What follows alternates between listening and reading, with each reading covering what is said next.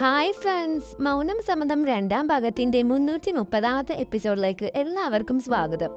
Channel ഇതുവരെ subscribe ചെയ്ത് കാണുന്നുണ്ടെങ്കിൽ തീർച്ചയായിട്ടും സബ്സ്ക്രൈബ് ചെയ്യുക, ലൈക്ക് ചെയ്യുക, ഷെയർ ചെയ്യുക, കമൻറ്റ് ചെയ്യുക. അപ്പോൾ വൈകിപ്പിക്കാതെ തന്നെ നമുക്ക് വീഡിയോയിലേക്ക് പോവാം. എപ്പിസോഡിന്റെ തുടക്കം തന്നെ കാണിക്കുന്നത് സിദ്ധാർത്ഥിന്റെ പേരാണ്. അവിടെ ആണെങ്കിൽ ഒരു ഗസ്റ്റ് വന്നിരിക്കുകയാണ്. അത് അമ്മയുടെ ഫ്രണ്ടാണ്. അങ്ങനെ അവരോരോ കാര്യങ്ങളൊക്കെ സംസാരിച്ചുകൊണ്ടിരിക്കുമ്പോഴായിരിക്കും സിദ്ധാർത്ഥിന്റെ കല്യാണത്തെക്കുറിച്ച് പറയുന്നത്. അങ്ങനെ പെണ്ണെങ്ങനെ ഉണ്ടെന്ന് ചോദിക്കുമ്പോൾ അമ്മ പറയും, പെണ്ണൊന്നും കുഴപ്പമില്ല, വലിയ വീട്ടിലെ പെണ്ണാണ്, നിനക്കറിയില്ലേ നിരഞ്ജൻ അഗ്നിഹോത്രി, അവരുടെ മോളാണെന്ന് പറയും. അങ്ങനെ ആ ഫ്രണ്ടാണെങ്കിൽ ആകെ അത്ഭുതപ്പെടുകയാണ്. എന്ത്, അവിടെ നിന്നാണോ വന്നിരിക്കുന്നത് എന്നൊക്കെ പറഞ്ഞിങ്ങനെ പറയായിരിക്കും. അപ്പോഴാണെങ്കിൽ അമ്മ ഒരുപാട് ഇങ്ങനെ പുകഴ്ത്തി പറയായിരിക്കും. അപ്പോൾ ആ ഫ്രണ്ട് പറയും, നീ മരുമകളെ കുറിച്ച് ഇത്ര അധികം പറയേണ്ട ആവശ്യമൊന്നുമില്ല. അവരെ നമ്മൾ നിനക്ക് നിർത്തിയില്ലാന്നുണ്ടെങ്കിൽ അവർ നമ്മുടെ തലയിൽ കയറുന്ന ഇറങ്ങാൻ തുടങ്ങും. അതുകൊണ്ട് ഇങ്ങനത്തെ വലിയ പെണ്ണുകളൊക്കെ നമ്മൾ ഒരുപാട് സൂക്ഷിക്കണം. അവരെ പറയുന്നതും ചെയ്യുന്നതും നമ്മൾ അത്ര അങ്ങനെ സപ്പോർട്ട് ചെയ്ത് കൊടുക്കേണ്ട ആവശ്യമൊന്നുമില്ല.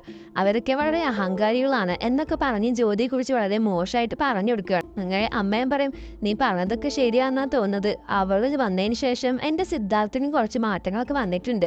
അപ്പോൾ ഫ്രണ്ട് പറയും, അതന്നെ ഞാനും പറഞ്ഞത്, ഇങ്ങനെ ഓരോ കാര്യങ്ങളും അവരുടെ വശത്തേക്ക് ആക്കി ഇങ്ങനെ വരും. അങ്ങനെ ഈ വീട് തന്നെ പിന്നെ ഭരിക്കാൻ തുടങ്ങും. പക്ഷെ നീ അതൊന്നും അനുവദിച്ചെടുക്കാൻ പാടില്ല, ഒന്നേ അവർക്ക് അങ്ങനെ വിട്ടെടുക്കാൻ പാടില്ല എന്നൊക്കെ പറയും. അപ്പോഴാണെങ്കിൽ ജ്യോതി സിദ്ധാർത്ഥനോട് സംസാരിക്കുന്നത് കേൾക്കും.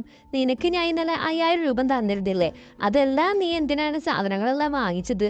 നമ്മളങ്ങനെ എല്ലാ സാധനങ്ങളും വാങ്ങിക്കണം നിർബന്ധമൊന്നുമില്ല, കുറച്ച് ഉപയോഗിച്ച് നമ്മൾ പൈസ ലാഭിക്കണം എന്ന് ഇങ്ങനെ പറഞ്ഞു കൊടുക്കുമായിരിക്കും. അപ്പോഴാണ് ഈ സിദ്ധാർത്ഥ സമ്മതിക്കുകയും ചെയ്യും. ഇതുപോലെ എല്ലാ കാര്യങ്ങളും ഇങ്ങനെ കൈവശാക്കിക്കൊണ്ടേ ഇരിക്കും. ഇപ്പൊ പൈസ എല്ലാം അവളുടെ കൺട്രോളാ. അവൾ വലിയ വീട്ടിലെ കുട്ടിയല്ലേ. ഈ വീടും ഈ വീട്ടിലെ ആൾക്കാരും ഒന്നും അവൾക്ക് വലിയ വില ഒന്നും ഉണ്ടാവില്ല. അതുകൊണ്ട് ഇവിടെ അവൾക്ക് സുഖമായിട്ട് ഭരിക്കാൻ പറ്റും എന്നൊക്കെ പറയായിരിക്കും. ഇപ്പോഴാണെങ്കിൽ അമ്മ ഓരോന്നും ഇങ്ങനെ ഓർക്കും. അമ്മ ഇങ്ങനെ ഫുഡ് കഴിച്ചുകൊണ്ടിരിക്കുമ്പോൾ ജ്യോതി പെട്ടെന്ന് വന്നിട്ട് ഫുഡ് കഴിക്കുന്നത് നിർത്താൻ പറയും. നിങ്ങളിങ്ങനെ തിന്ന് തടിച്ച് ആയി പൊട്ടിത്തെറിക്കും എന്നൊക്കെ പറയും. എത്രാമത്തെ തൊട്ടായി തിന്നത്, മതി തിന്നാന്നൊക്കെ പറഞ്ഞിട്ട് ഫുഡ് കയ്യിൽ നിന്ന് തട്ടിപ്പറിച്ച് വാങ്ങി കൊണ്ടുപോകുന്നൊക്കെ ഇങ്ങനെ ആലോചിക്കുകയായിരിക്കും. അപ്പോഴാണെങ്കിൽ ജ്യോതി പെട്ടെന്ന് ചായയും പലഹാരമൊക്കെ കൊണ്ടിങ്ങനെ ടേബിളിൽ വെക്കുകയാണ്. അമ്മയ്ക്ക് ദേഷ്യം വരും.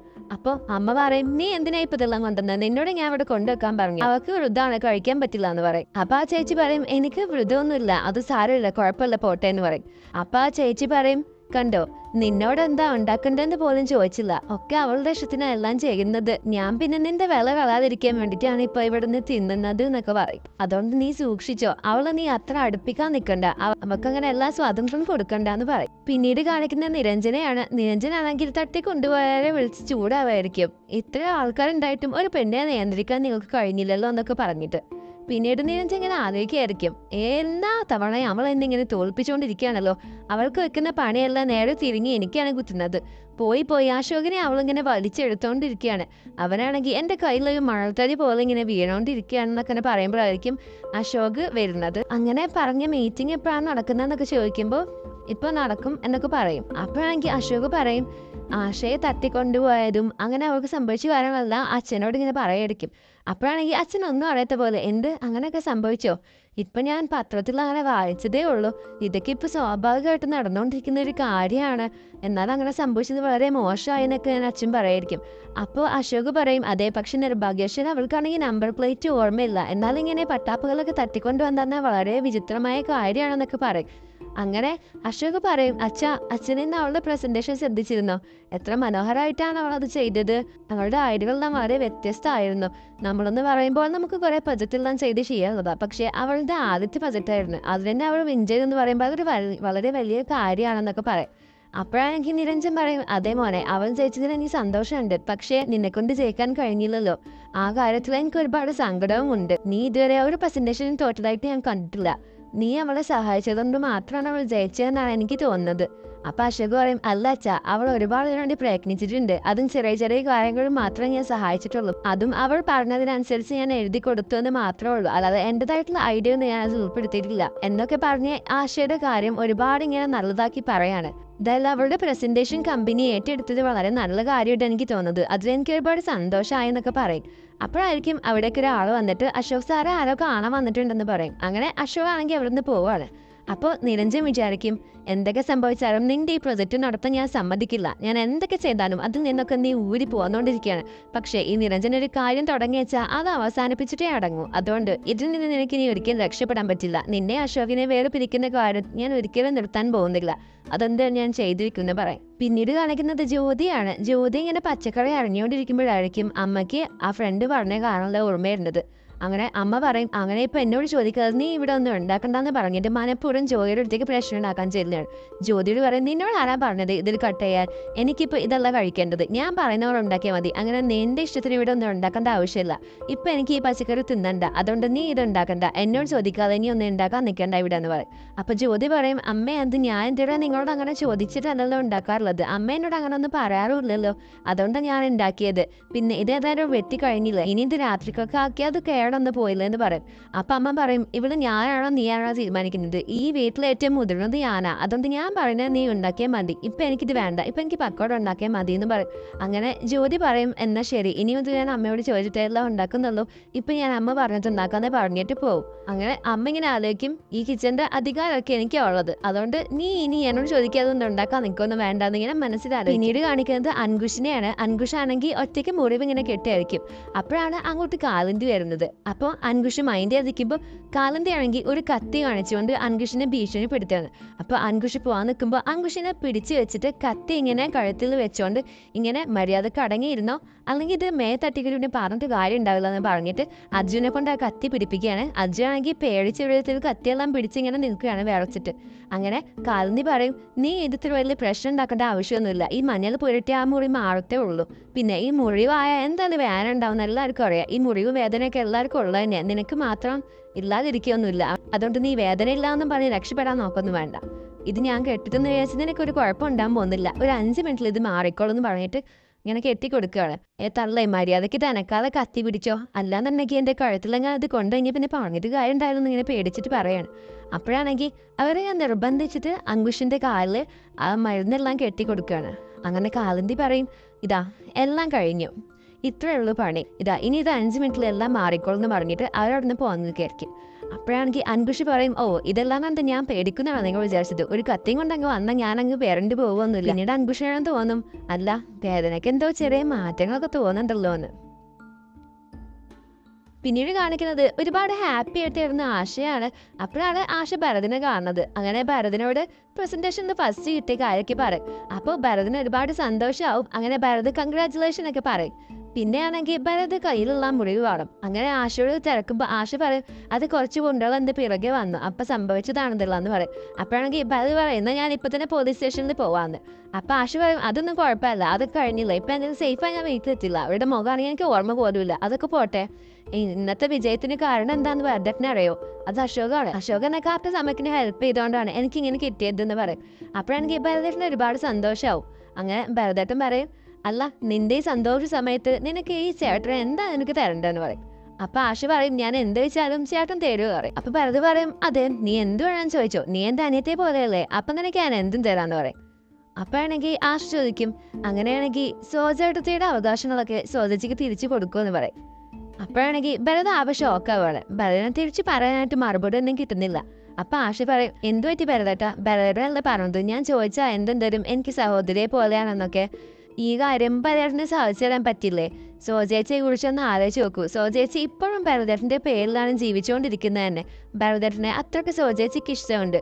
ഇനി ഒന്നില്ലെങ്കിലും കാവ്യമോളെ കുറിച്ചെല്ലാം ചിന്തിച്ചൂടെ? ഭരതേട്ടന് കാവ്യമോളെ എത്ര സ്നേഹിക്കുന്നുണ്ടെന്ന കാര്യം എനിക്ക് നന്നായിട്ട് അറിയാം. അവളുടെ ജീവിതം ഈ കുട്ടിക്കാലത്ത് തന്നെ നശിച്ചുകൊണ്ട് പോവല്ലേ. അവളിതെല്ലാം കണ്ടുകൊണ്ട് വളരുമ്പോൾ അവൾക്ക് അതെന്തായാലും ഇത് ഭാവിയിൽ എഫക്റ്റ് ചെയ്യാതിരിക്കില്ല. ഈ കാര്യമുള്ള ആലോചിച്ച് അവൾ ഒരുപാട് വിഷമിക്കുന്നുണ്ടാവില്ലേ എന്നൊക്കെ പറയും.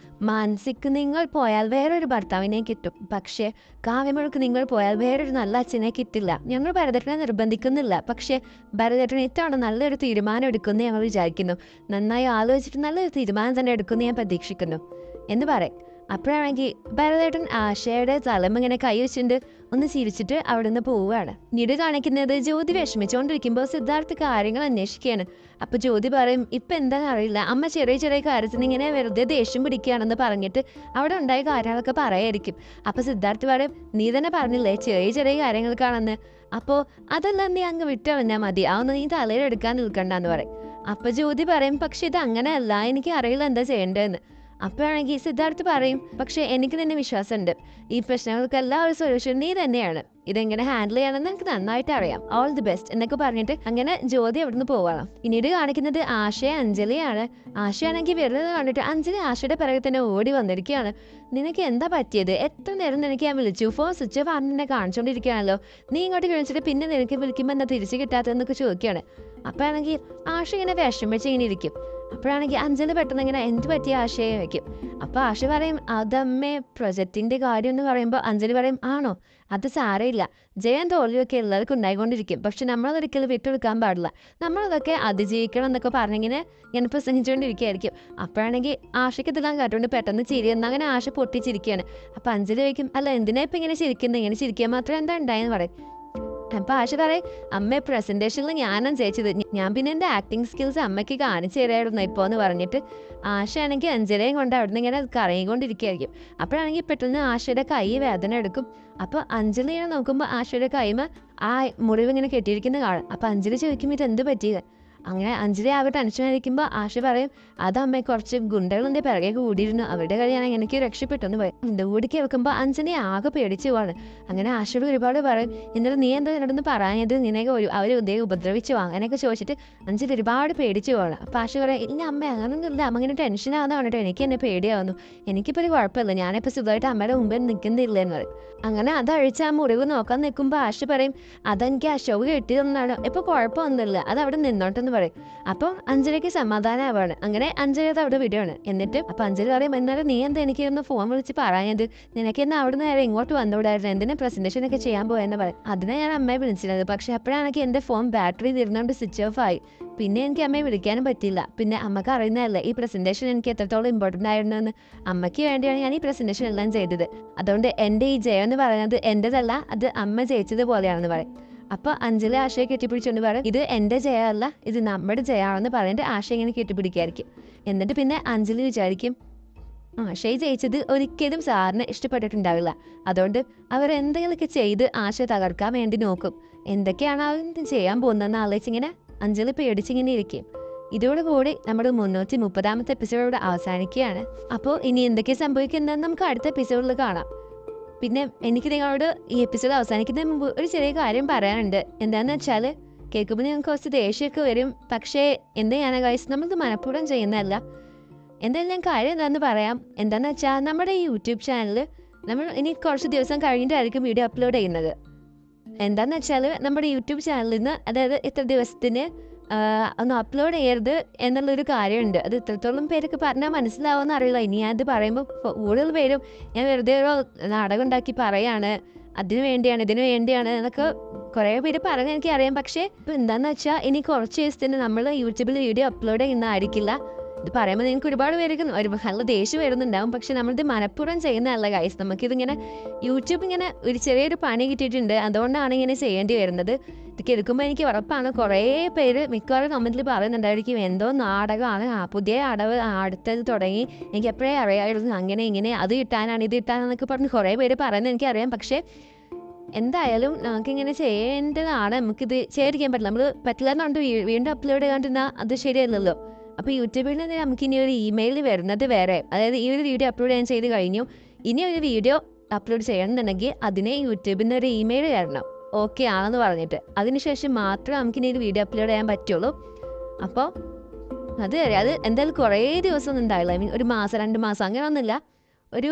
എൻ്റെ ഒരു ഇതിൽ 2 ആഴ്ച മിക്കവാറും ഉണ്ടാവുമായിരിക്കും, ഒരു 10-12 ദിവസം ഉണ്ടാവുമായിരിക്കും. 2 ആഴ്ചത്തെ എപ്പിസോഡ് നമുക്ക് അപ്ലോഡ് ചെയ്യാൻ പറ്റില്ല. ഇപ്പോൾ 2 ആഴ്ച കഴിയുമ്പോൾ നമ്മൾ കറക്റ്റ് എല്ലാ ദിവസവും അപ്ലോഡ് ചെയ്യാം, നമ്മൾ ഇടവിട്ടാണ് അപ്ലോഡ് ചെയ്തുകൊണ്ടിരിക്കുന്നത്. അപ്പോൾ ആ മിസ്സായ എപ്പിസോഡ്സ് എല്ലാം നമ്മൾ അപ്ലോഡ് ചെയ്യുന്നതായിരിക്കും. അതും സാധാ പോലെ നമ്മൾ അപ്ലോഡ് ചെയ്യല്ല. എങ്ങനെയാണെന്ന് വെച്ചാൽ ഇപ്പം ഞാനൊരു ഉദാഹരണത്തിന് എനിക്ക് ഡേറ്റ് കിട്ടിയില്ല, എന്താണ് അപ്ലോഡ് എന്താണെന്ന് എന്നോട് യൂട്യൂബ് പറഞ്ഞിട്ടില്ല. അതായത് ഈ ലാസ്റ്റ് വീഡിയോ അപ്ലോഡ് ചെയ്തതിന് ശേഷം പിന്നെ അയക്കാൻ പാടില്ലെന്നേ പറഞ്ഞുള്ളൂ. അതിന് ശേഷം പിന്നെ എന്നാണ് അയക്കേണ്ടത് എന്നോട് പറഞ്ഞിട്ടില്ല. അത് ഈ മിക്കവാറും വരുന്ന ദിവസങ്ങളിൽ പറയുന്നതായിരിക്കും. അപ്പോൾ അന്ന് ഇപ്പം ഞാൻ പറയാം, ഈ 2 ആഴ്ച കഴിഞ്ഞിട്ട് ഇപ്പോൾ 8-ാം തീയതി എന്നോട് അപ്ലോഡ് ചെയ്യാൻ ഓക്കെ ആണ് എന്ന് ഇമെയിൽ എനിക്ക് വരികയാണെന്നുണ്ടെങ്കിൽ ഞാൻ അന്ന് നമ്മുടെ സമയം 8 മണിയാണല്ലോ, അപ്പോൾ 8 മണിക്ക് തന്നെ ഞാൻ അത്രയും ഡേയ്സ് നമുക്ക് മിസ്സായ എപ്പിസോഡ്സ്, ഇപ്പോൾ ഒരു 8-ാം തീയതി എന്ന് പറയുമ്പോൾ മിക്കവാറും നമ്മൾ ഇടവിട്ട് അപ്ലോഡ് ചെയ്യുവാണെങ്കിൽ ഒരു 5-6 എപ്പിസോഡ്സ് നമ്മൾ അപ്ലോഡ് ചെയ്യേണ്ടതാണ്. അപ്പോൾ ആ മിസ്സായ എപ്പിസോഡ്സ് അല്ല, അതായത് ഇപ്പോൾ ഞാൻ 330ാമത്തെ എപ്പിസോഡ് അപ്ലോഡ് ചെയ്ത് കഴിഞ്ഞു. ഇനി 336 വരെയുള്ള എപ്പിസോഡ്സ് ആയിരിക്കും ഉണ്ടാവുക. ഞാൻ കറക്റ്റ് ഡേയ്സ് എനിക്ക് അറിയില്ല, എത്ര ഡേയ്സ് അപ്ലോഡ് ചെയ്തിരിക്കാൻ പറ്റും, അതുകൊണ്ട് എത്ര എപ്പിസോഡ്സ് എനിക്ക് ഇടേണ്ടി വരുമെന്ന് എനിക്ക് അറിയില്ല. എന്തായാലും അന്ന് ഞാൻ അപ്ലോഡ് ചെയ്യുന്ന ദിവസം എത്ര എപ്പിസോഡ് എനിക്ക് അപ്ലോഡ് ചെയ്യാനുണ്ട്, അതായത് പെൻഡിങ്ങിൽ എത്ര ഉണ്ട് എന്നുള്ളത്, ആ മിസ്സായ എപ്പിസോഡ്സ് എല്ലാം ഞാൻ കറക്റ്റ് ആ സമയത്തിന് തന്നെ എല്ലാ വീഡിയോസും ഞാൻ അപ്ലോഡ് ചെയ്യുന്നതായിരിക്കും. ആ ഡേ തന്നെ ഞാൻ 8 മണിക്ക് നമ്മൾ എല്ലാ വീഡിയോസും ഷെഡ്യൂൾ ചെയ്ത് വെക്കും ടൈമിൽ. അങ്ങനെ അപ്പോൾ തന്നെ കറക്റ്റ് സമയമാകുമ്പോൾ ഞാൻ എല്ലാ വീഡിയോയും അപ്പോൾ തന്നെ അപ്ലോഡ് ചെയ്യുന്നതായിരിക്കും. അതായത് നമുക്കിതിൽ പണി കുറയുന്നൊന്നുമില്ല. അതായത് ഞാൻ പറഞ്ഞു, ഞാൻ മനഃപൂർവ്വം ഒരു നാടകം ഇത് എനിക്ക് 2 ദിവസത്തിന് കുറച്ച് സുഖമായിട്ടിരിക്കാൻ വേണ്ടിയൊന്നും അല്ല. എൻ്റെ പണി ഞാൻ കറക്റ്റായിട്ട് സാധാ പോലെ തന്നെ ചെയ്തുകൊണ്ടിരിക്കും. എന്താണെന്ന് വെച്ചാൽ എഡിറ്റ് ചെയ്ത് ഞാൻ ഇത്രയും ദിവസം എഡിറ്റ് ചെയ്തുകൊണ്ടിരുന്നത്, ഒരു ദിവസം രാത്രിയാണല്ലോ നമുക്ക് ഫ്രീ ടൈം കിട്ടുന്നത്. അപ്പോൾ ആ രാത്രി ഞാൻ ഒരു എപ്പിസോഡിൻ്റെ പകുതി റെക്കോർഡ് ചെയ്തേക്കും. പിന്നെ പിറ്റേ ദിവസം അപ്ലോഡ് ചെയ്യേണ്ട ദിവസം ഞാൻ ആ രാത്രി അതിൻ്റെ ബാക്കി എപ്പിസോഡും കൂടി എഡിറ്റ് ചെയ്തിട്ട് ഞാൻ അത് അപ്ലോഡ് ചെയ്തിട്ടുള്ളതാണ്. അങ്ങനെയാണ് നമ്മൾ ഓരോ ദിവസം എഡൗട്ട് അപ്ലോഡ് ചെയ്തുകൊണ്ടിരുന്നത്. അതേനെ ഒരു ദിവസം എനിക്ക് വെറുതെ ചുമ്മാ ഇരിക്കാൻ വേണ്ടിയിട്ടല്ല, ആ ദിവസം നമ്മൾ പകുതി മറ്റു ദിവസം പകുതി, അങ്ങനെ 2 ദിവസം വെച്ചിട്ട് ഒരു എപ്പിസോഡ് ഇങ്ങനെ പകുതി ആയിട്ട് എഡിറ്റ് ചെയ്തിട്ട് അപ്ലോഡ് ചെയ്തുകൊണ്ടിരിക്കുകയായിരുന്നു. അപ്പം ആ എഡിറ്റിങ്ങും ആ പണിയെല്ലാം ഞാൻ എല്ലാ ദിവസവും ഈ 2 ആഴ്ച തന്നെ ചെയ്തുകൊണ്ടേ ഇരിക്കും. കാരണം അല്ലാതെ നമുക്ക് എല്ലാ എപ്പിസോഡും ഒരു ദിവസം പെട്ടെന്ന് അപ്ലോഡ് ചെയ്യാൻ പറ്റില്ലല്ലോ. അതുകൊണ്ട് എനിക്ക് ചെയ്യേണ്ട ജോലി ഞാൻ അതേപോലെ തന്നെ ചെയ്തുകൊണ്ടിരിക്കുക എല്ലാ ദിവസവും. പക്ഷേ അപ്ലോഡ് ചെയ്യില്ല എന്ന് മാത്രമേ ഉള്ളൂ. അപ്ലോഡ് ചെയ്യേണ്ടത് മാത്രമല്ല നമ്മൾ യൂട്യൂബ് പറഞ്ഞിട്ടുള്ളൂ, എഡിറ്റ് ചെയ്യേണ്ടെന്ന് പറഞ്ഞിട്ടുള്ളല്ലോ. അതുകൊണ്ട് എഡിറ്റ് ചെയ്ത് ഞാൻ ഷെഡ്യൂൾ ചെയ്ത് വെക്കും. അങ്ങനെ കറക്റ്റ് ഏത് ദിവസമാണോ പറഞ്ഞത് ആ ദിവസത്തേക്ക് ആക്കിയിട്ട് നമ്മൾ എല്ലാം കൂടി അന്ന് 8 മണിക്ക് എത്ര എപ്പിസോഡ് പെൻഡിങ്ങിലുണ്ടോ, എത്ര എപ്പിസോഡ് ഞങ്ങൾക്ക് മിസ്സായോ 2 ആഴ്ച, ഇപ്പോൾ 6 എപ്പിസോഡ് അല്ലെങ്കിൽ 7 എപ്പിസോഡ് ആണെങ്കിൽ ആ 7 എപ്പിസോഡ് ഞാൻ ഒപ്പം അപ്ലോഡ് ചെയ്യുന്നതായിരിക്കും. ആ ഒരു കാര്യത്തിൽ എന്താ ഞാൻ എനിക്ക് ഉറപ്പ് തരാം. അപ്പോൾ നമ്മൾ വെറുതെ ഇരിക്കാൻ വേണ്ടിയിട്ട് ഒന്നുമല്ല. ആണെങ്കിൽ എനിക്ക് എല്ലാ ദിവസവും ഇത്രയും മിസ്സായ എപ്പിസോഡിൽ നമ്മുടെ ഒരു ദിവസം അപ്ലോഡ് ചെയ്യാൻ പറ്റില്ല എന്ന് എനിക്ക് ഊഹിച്ചാൽ മനസ്സിലാവും. അത് നമ്മൾ എല്ലാം കൂടി ഒരു വീഡിയോ ആയിട്ട് മൊത്തത്തിൽ 7 എപ്പിസോഡ് മിസ്സായെങ്കിൽ ആ 7 എപ്പിസോഡ് മൊത്തത്തിൽ അങ്ങോട്ട് വേഗം എപ്പോഴാത്തിലെല്ലാം കൂടി പറഞ്ഞത് വീഡിയോയിൽ ഒതുക്കി അപ്ലോഡ് ചെയ്യുന്നതല്ല. നമ്മൾ ഇപ്പോൾ എപ്പിസോഡ് അപ്ലോഡ് ചെയ്യുന്ന പോലെ തന്നെ ഓരോ എപ്പിസോഡായിട്ട് തന്നെ നമ്മൾ അപ്ലോഡ് ചെയ്യുക. അതായത് ഒരു എപ്പിസോഡ് ഒരു വീഡിയോ, മറ്റേ വീഡിയോ, അങ്ങനെ തന്നെ 13-12 മിനിറ്റുള്ള വീഡിയോ ആയിട്ട് തന്നെയാണ് നമ്മൾ അപ്ലോഡ് ചെയ്യുക. അതായത് ഡീറ്റെയിൽ ആയിട്ട് എക്സ്പ്ലെയിൻ ചെയ്തിട്ട് തന്നെ നമ്മൾ അപ്ലോഡ് ചെയ്യുക. അതും എല്ലാ കറക്റ്റ് സമയത്തിൽ നമ്മൾ 8 മണിക്കാണെങ്കിൽ 8 മണിക്ക് നമ്മൾ കറക്റ്റ് അപ്ലോഡ് ചെയ്തിരിക്കും മിസ്സായ എപ്പിസോഡ്സ് എല്ലാം ആ ദിവസം. ഏത് ദിവസം എന്ന് വെച്ചാൽ യൂട്യൂബ് നമ്മളോട് പറയും, ഇങ്ങനെ ഈ ദിവസം മുതൽ നിങ്ങൾക്ക് അപ്ലോഡ് ചെയ്ത് തുടങ്ങാം എന്ന് പറയുകയാണെങ്കിൽ നമ്മൾ ആ ദിവസം നമ്മൾ അപ്ലോഡ് ചെയ്യുന്നതായിരിക്കും. അപ്പോൾ നിങ്ങൾക്ക് എല്ലാവർക്കും മനസ്സിലായെന്ന് വിചാരിക്കുന്നു ഈ ഒരു കാര്യം. എത്ര പേർക്ക് ഇത് എക്സെപ്റ്റ് ചെയ്യാൻ പറ്റുമെന്ന് എനിക്കറിയില്ല. പക്ഷേ നമ്മൾ വീഡിയോ നിർത്താനൊന്നും പോകുന്നില്ല. നമ്മൾ കുറച്ച് ദിവസത്തിന് യൂട്യൂബ് തന്നെ പറഞ്ഞുകൊണ്ട് മാത്രം നമ്മൾ കുറച്ച് ദിവസത്തിന് ഒരു ബ്രേക്ക് എടുക്കുവാണ്. അതിനുശേഷം എനിക്ക് ബ്രേക്ക് അല്ല, കാണാൻ അപ്ലോഡ് ചെയ്യില്ല, എഡിറ്റിങ്ങൊക്കെ നമ്മൾ ചെയ്തുകൊണ്ടിരിക്കും. അപ്പോൾ പറഞ്ഞ ദിവസം നമ്മളെല്ലാം അപ്ലോഡ് ചെയ്യുന്നതായിരിക്കും. പിന്നെ എനിക്കെല്ലാം മനസ്സിലായെന്ന് വിചാരിക്കുന്നു. ഇതെന്തെങ്കിലും ഡൗട്ടോ ഉണ്ടെന്നുണ്ടെങ്കിൽ നിങ്ങളൊന്ന് കമൻറ്റ് ചെയ്താൽ ഞാൻ ക്ലിയർ ചെയ്ത് തരാം. അപ്പോൾ ഇനി എന്തൊക്കെ സംഭവിക്കും നമുക്ക് അടുത്ത എപ്പിസോഡിൽ കാണാം. ഞാൻ മിക്കവാറും ഇൻസ്റ്റയിലോ അങ്ങനെ എന്തെങ്കിലും ഞാൻ സ്റ്റോറി ഇടാം, നമ്മളിതിനുള്ളിൽ അപ്ലോഡ് ചെയ്യുന്നുണ്ട് എന്നുള്ള കാര്യം ഞാൻ അറിയിക്കാം കേട്ടോ. അപ്പോൾ എപ്പിസോഡ് എല്ലാവർക്കും ഇഷ്ടപ്പെട്ടെന്ന് വിചാരിക്കുന്നു. ഇഷ്ടപ്പെട്ടാൽ തീർച്ചയായിട്ടും ലൈക്ക് ചെയ്യുക, ഷെയർ ചെയ്യുക, സബ്സ്ക്രൈബ് ചെയ്യുക, കമൻറ്റ് ചെയ്യുക. അപ്പോൾ അടുത്ത എപ്പിസോഡായിട്ട് നമ്മൾ വരുന്നതായിരിക്കും. അതുവരെ ബൈ.